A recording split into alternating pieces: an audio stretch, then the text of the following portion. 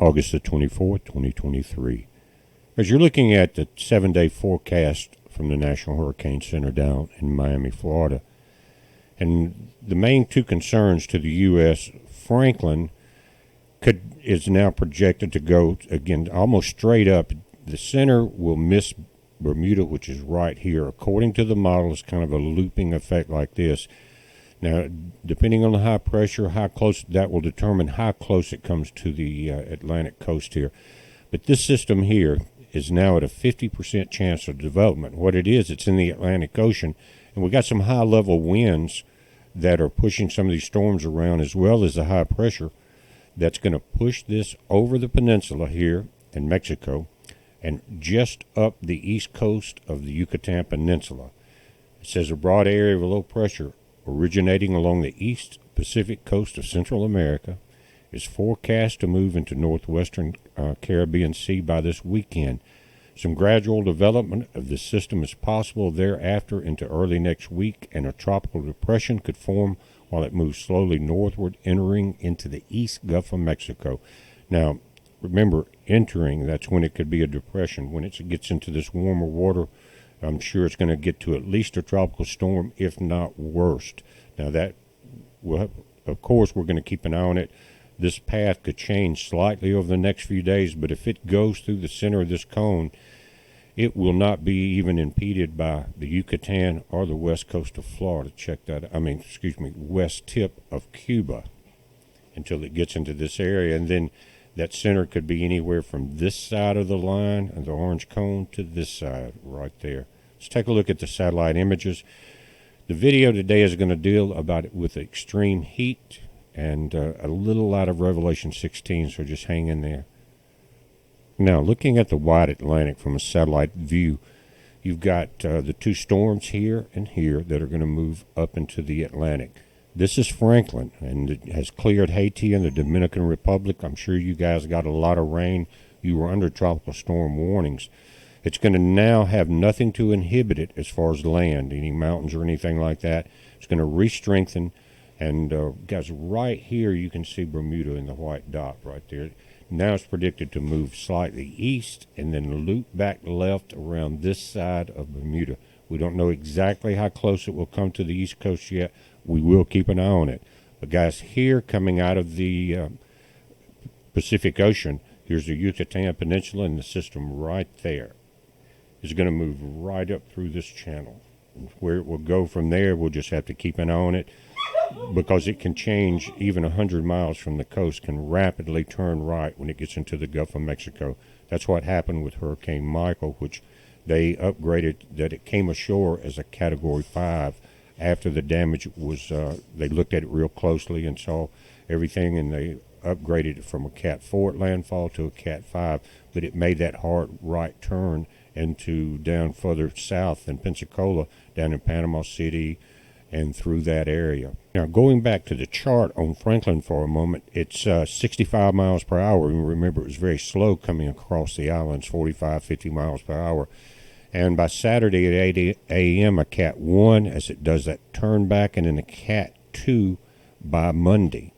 So you're not very far off of Bermuda at this point. But the this graph, it would be nice if they could put it on the bottom for these type videos. Either it's blocking a lot of the information, but as far as where it's going in the next top of this cone, something to think about, guys. Y'all do a great job.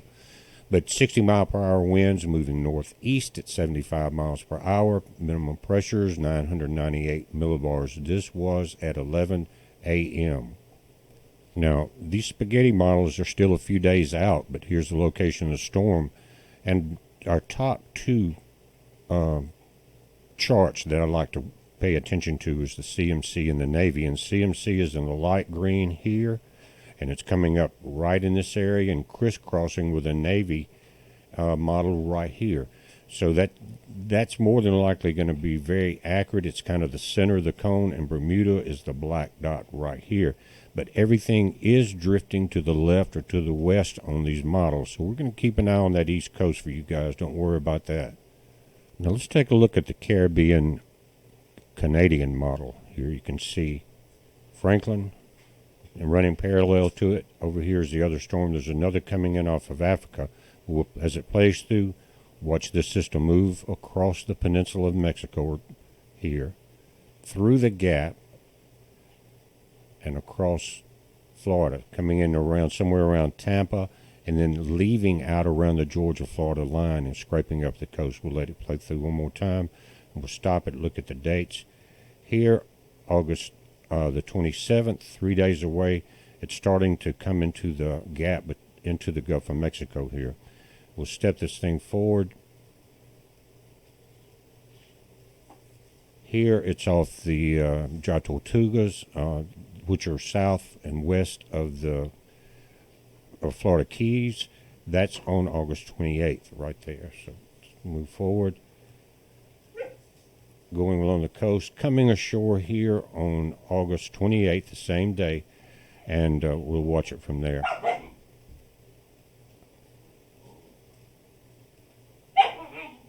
You're in Central Florida. The storm will be weakened somewhat because the center is over land at this point. And as it was coming in, it looked like it may be like a tropical storm or something. But that intensity, I think, they're guessing on that because this was changed from a Cat 1 to a Cat 2 already. And they're locating the center of the low pressure. But anyway, 29th, they're here. 30th, it's coming offshore, Florida-Georgia line. Now it's entering into the warmer water of the Gulf Stream itself.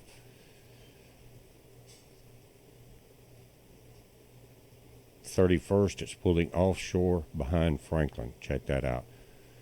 Now, any change in this high pressure will affect both Franklin and whatever they name this storm. But, guys, that's the update on the tropics right now where we stand. But I want to go talk about record heat for a moment and where we are at in the book of Revelation. Now, this map is almost identical to the Wednesday map. Again, today's Thursday. Would have just a slight movement, a little more to the left or to the west on some of this, but really not a lot. In the darker red, with Little Rock, Memphis, 115 to 120 degrees real feel. Then here in Mississippi, 110 to 115, which we hit easily yesterday. Our heat index at one point was 122. And then your lighter red here, 105 to 110. Into the orange areas, you've got 100 to 105. And notice that the 110 area extends down through central Florida and all the way through Texas to Mexico. And that's two of my female puppy huskies that are now a little over 5 months old. They're in the office with me and growling and playing. That's Dawn and Tina Bell there, and the three boys are in their air conditioning room out on the deck, and the big dogs are in the den in the air conditioning. So think about your pets. I know it can get a little crowded. You may have to get a little extra hair up and things like that, but do you really want to have one of your pets that you love have a heat stroke? No, you don't. But let me read a little bit about some of these records because it has changed somewhat, and they're giving some information that was not in the report yesterday, and I think it pertains to exactly where we are at in time. They're saying record high temps are expected to be challenged over consecutive days in places such as Minneapolis, Chicago, Des Moines, Iowa, Kansas City, and St. Louis, Missouri, Little Rock, Arkansas, Dallas, and New Orleans. So when it's that far into New Orleans or Louisiana, guys, and then they're saying among dozens of other locales, you know that's all the way to the coast. Some of the record highs date back to a period of extreme heat in August of 1936, the Dust Bowl era of the 1930s, guys, which was terrible. It was one of the hottest decades on record in the central U.S. A lot of farmers had cut all their timber, and so as they went into drought and those trees died, they had nothing to block the wind from just building up, just like over a desert, mile and miles of open, hot terrain. And they learned their lesson, and now that's why you see a lot of trees along fence lines and things like that in these big fields to try to give some barrier to that wind. But think about that. That was a terrible time for the U.S., guys. If you look at the pictures, just look up the history of the Dust Bowl era and the great poverty. It was people were in the more than likely starve to death. In a lot of areas, were lost forever, but the dust and the blowing sand would be up to the rooftops of some of these places. But guys, what we're dealing with may be even hotter than that. And guys, did you know that the number one killer of people is not hurricanes or tornadoes or earthquakes or volcanoes? It's heat and heat stroke. Mother Nature has cranked up the furnace for the latter part of August as a massive heat dome stifles more than a dozen states with the hottest weather of the summer. The AccuWeather meteorologists say that the wide area and the prolonged nature of the intense heat can put a significant strain on residents, animals, and the energy grid. Excessive heat warnings were in place for 19 states, stretching from Texas, Louisiana to Minnesota and Ohio today. Real field temps may soar to above 120 Fahrenheit in part of this corridor during the peak heating of the afternoon. That's not heat index. That's higher than the real field. This level is considered dangerous on the AccuWeather's exclusive real field temperature guide. On Monday afternoon, let's look back a couple of days, something I did not know it was this hot. It said several towns in Kansas and Missouri reported real field temps of 130 degrees, with Okaloosa, Kansas topping out at 138. Again, that's not the heat indices, but the real field. And so, guys, that's almost unbelievable to me to be that far up in the Midwest and having 138 degrees. We are dealing with something I think is revelation and the fourth angel, excuse me. Let's read a little more here. It says, with a widespread area facing extreme temperatures, energy demand is going to be very stressed, according to AccuWeather senior meteorologist. Now, we mentioned that a month ago. Everybody be as careful as you can with extra lights on in your house, anything that will take some pressure off the overall grid. And if more and more people will cooperate with that, think of all the things you can do to not use your 220 oven during the heat of the day, and don't dry your clothes, things like that, because all that's 220, and it's just more drain on the overall grid. So just think about things that you can do, and maybe we will get through this. Again, that's my prayer, is to not lose electricity in a large region in this, because we're going to see hundreds, if not thousands, of deaths if a large area of this map goes without power for very long at all. Now, guys, Tina pulled this up for me as we were talking about the video, and it's NOAA's National Weather Service Heat Index, and it gives you an idea of how you get there. You got relative humidity on the column in the left going up, the temperature on the top going up from left to right. So if you've got, say, 100-degree temperature and your humidity's 40%, then you will have a 109 real feel. You understand what I'm saying? So when you're getting up into the temperatures of, when you're seeing real feels of 136, like right here, like we saw on that map earlier, then you're dealing with 65% humidity. It's still at 100 degrees.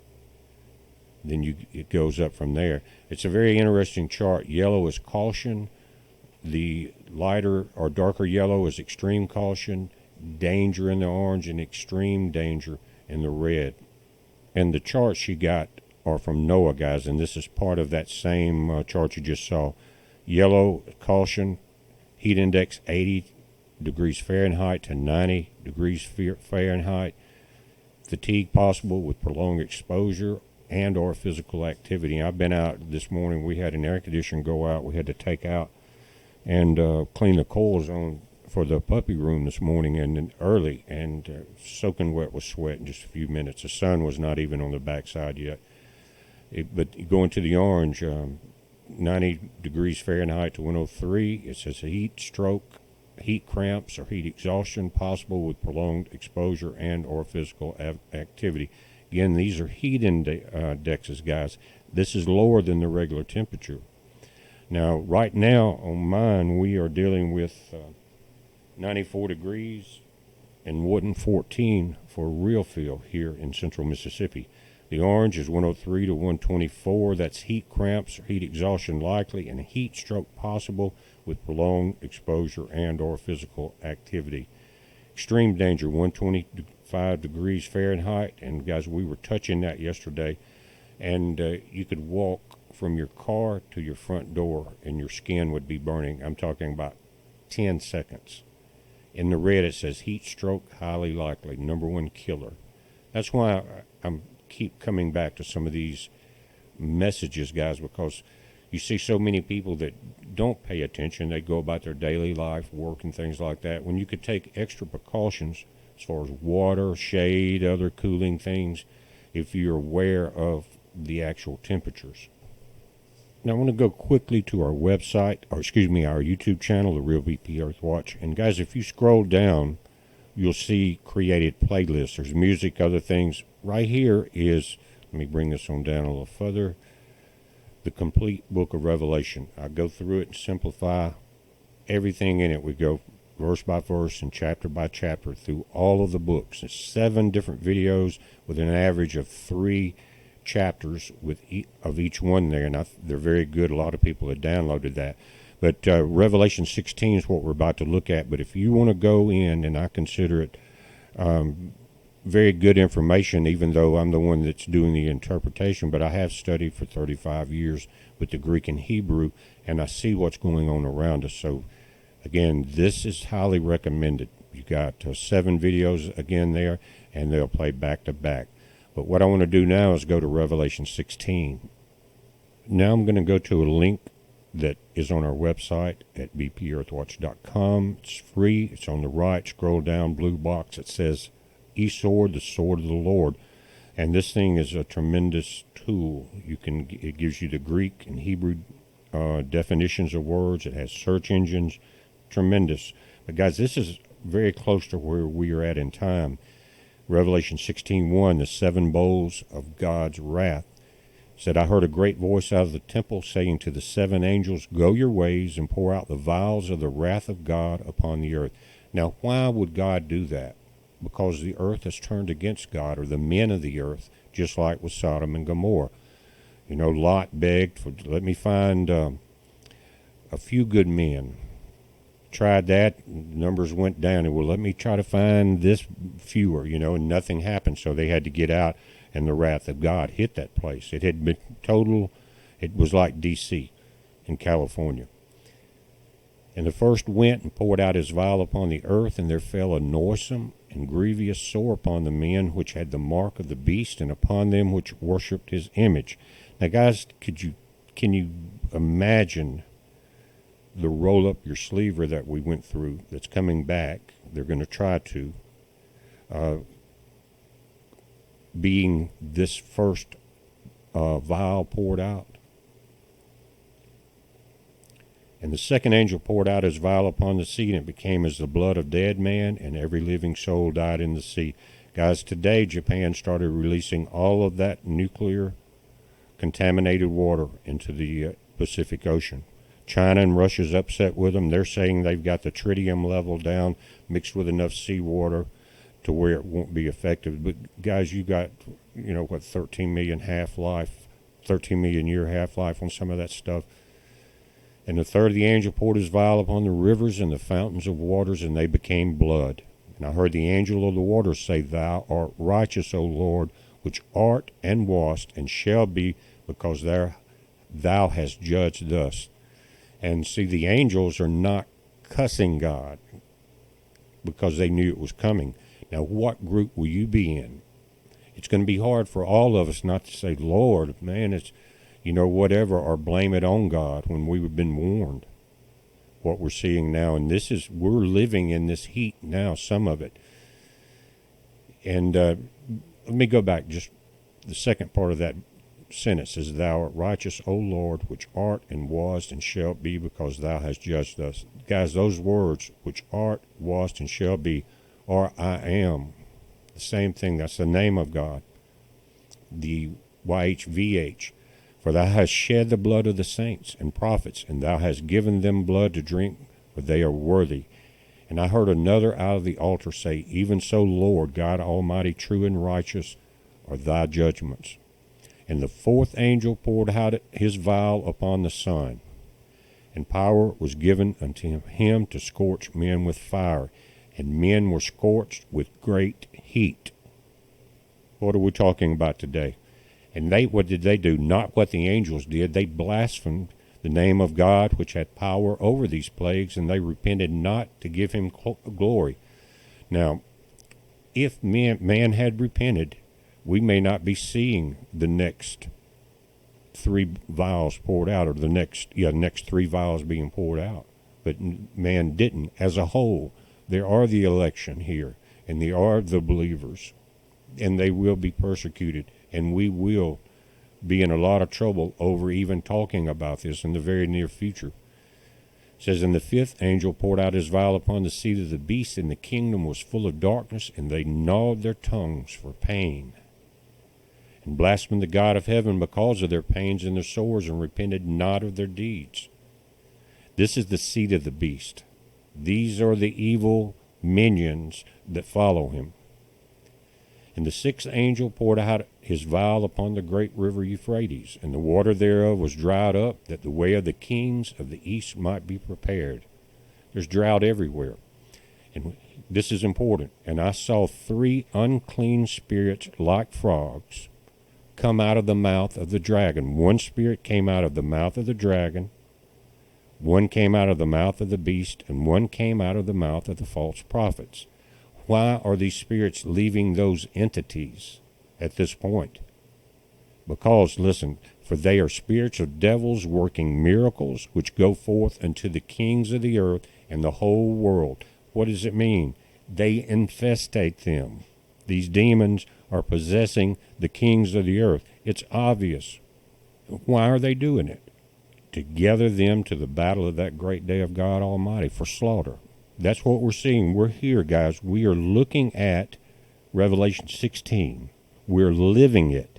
Look at the kings of the earth going into Ukraine to gather the whole world in there to battle Russia. Is it really about battling another nation, or is it the slaughter and sacrifice of what will end up being millions of people? And he gathered them together into a place called in the Hebrew tongue Armageddon. And the seventh angel poured out his vial unto the air, and there came a great voice out of the temple of heaven from the throne, saying, It is done. And there were voices and thunders and lightnings, and there was a great earthquake, such as was not seen since man were upon the earth, so mighty an earthquake and so great. And the great city was divided into three parts, and the cities of the nations fell, and great Babylon came in remembrance before God, to give unto her the cup of the wine of the fierceness of his wrath. I hope the politicians are listening. And every island fled away, and the mountains were not found. Now, guys, you think about these islands. You're seeing Hawaii. You're seeing the islands in Greece burn. You're seeing now Tenerife, over where we watched the volcanoes in the Canary Islands last year with bushcraft bear. They're on fire. 12,000 people were being evacuated just less than 20 hours ago from one area.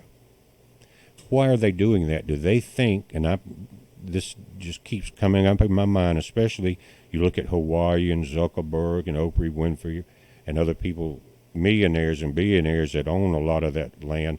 Plus, it's one of the greatest military areas the U.S. has. It's top secret, most of it, but it has a lot of infrastructure there.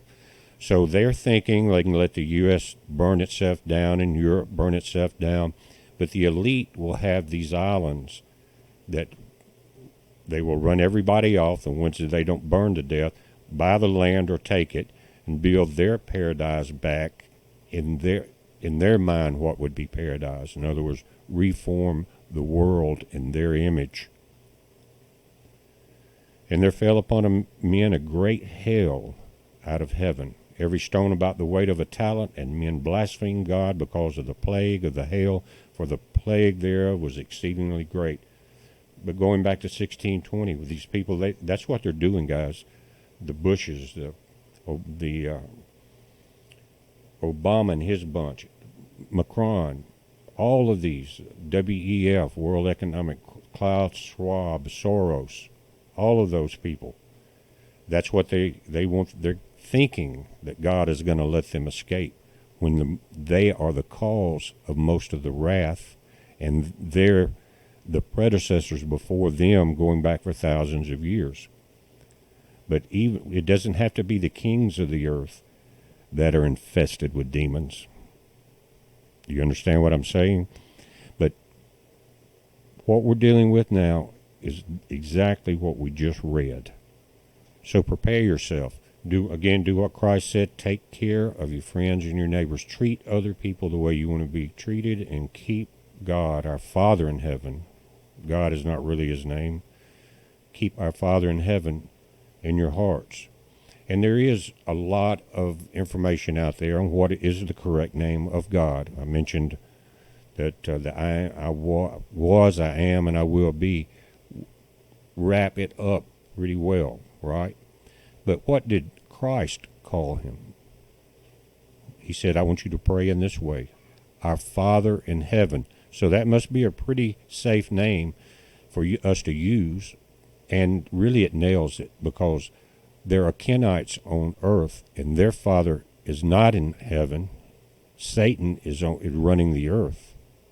But the people that are the children of God, it's very safe to say our Father, because that's the exact truth of the matter down to every molecule you have.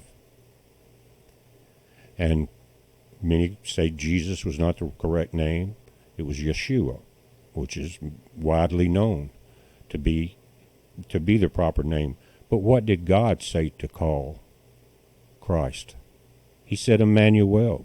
So I think that's a safe name too. Yeshua, Emmanuel, God with us. But that's what God and the angels told him to call Christ.